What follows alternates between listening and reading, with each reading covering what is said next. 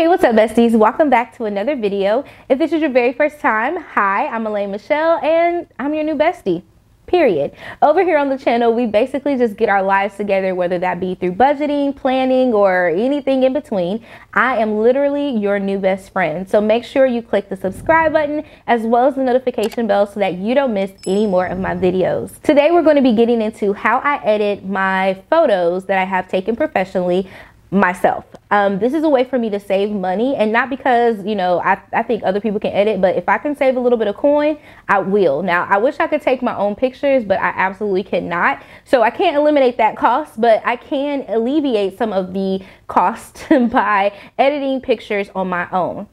Now, if you guys saw this picture, you probably didn't see the before picture, which is here.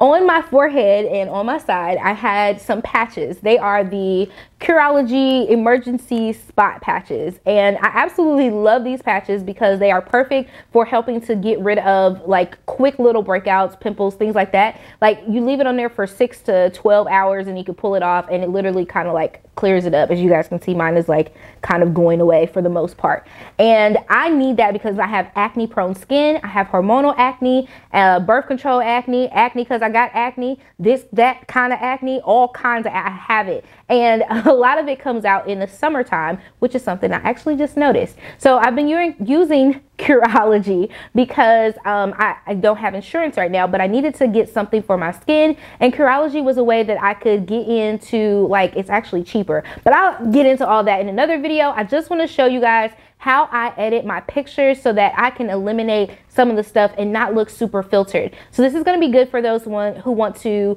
edit pictures for Instagram. Maybe you just want to edit your pictures for your blog. Maybe you're getting started with branding and you have the funds, or you know someone who can take a picture for you and you just want to know how to edit. I'm going to show you some different ways that you can get into editing with the Photoshop app and using Lightroom if you want to, showing you guys presets, all that kind of stuff. I'm just about to hop on in, so I hope you guys will enjoy this video, this little mini tutorial. If you're ready to step your picture game up, let's get into it.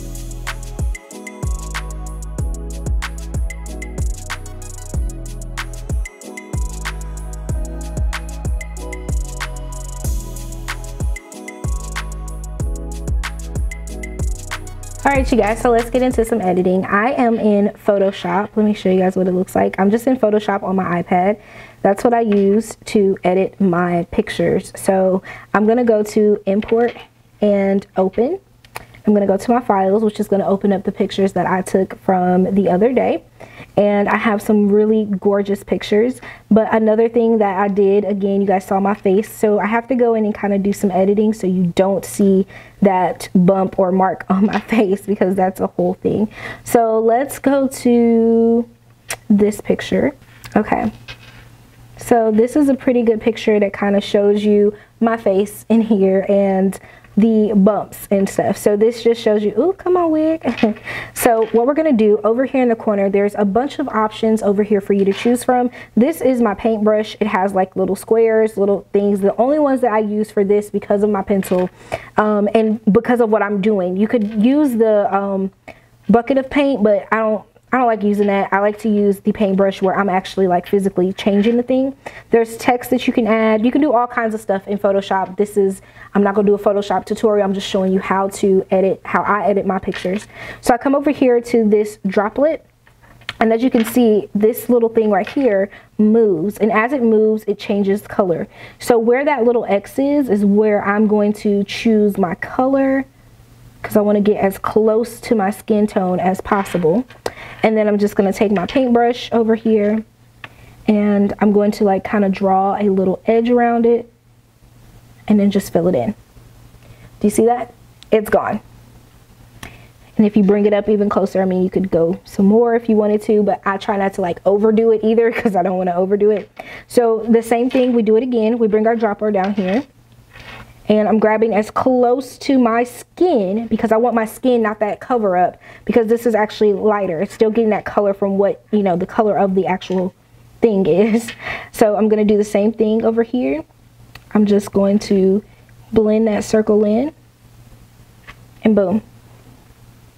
So now, without me altering this beautiful picture, trying to smooth it out and stuff like that, because when you start smoothing and things like that, it does start to look a little fake, and I don't want it to look fake. I simply just want to cover up those imperfections. So this is a great, look at that. This is a great way to do that if you would not do that, people, using 2 fingers instead of 2 fingers in one. So now when we blow it up, you can't see those imperfections anymore.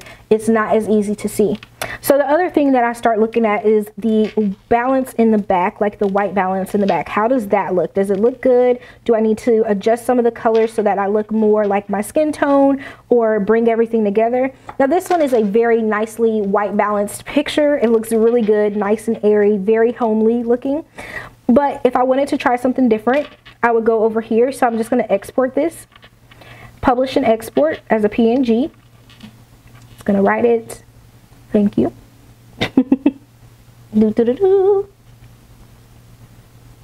All right, and then I'm going to take it over into Lightroom. And it asks you if you want to share it on your next launch. So you can keep editing pictures and then take it over there. But I'm just going to launch Lightroom right now. This is one of the pictures that I was working on. One photo successfully imported. Thank you. So we're just gonna click done.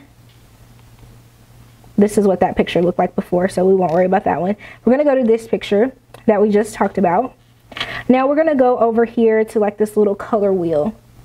And the same thing, if you kind of want to zoom it up so you can really see how that color is going to affect your face. That's what I like to do. And then I click this, and then I go down to my user presets. Now these are presets that I got off of the internet. You guys have probably seen these advertisements like 1, 2, 3 presets. You didn't really know what you were looking at, but this is for Photoshop. So just as beautiful as this picture comes off, I can enhance it just a little bit more if I want to change or adjust any coloring. So I've bought several different presets. I know people make them. Just different ones. So the ones I tend to stick to are like the beautiful tones, the caramel. I have some ones in clean and fresh that work really good, and coffee, and actually a lot of these ones that I did are pretty are pretty good to use because they just kind of work. But I'm just going to show you how that works there. So this just really enhanced the color in the picture, and it looks so clean and so crisp on there.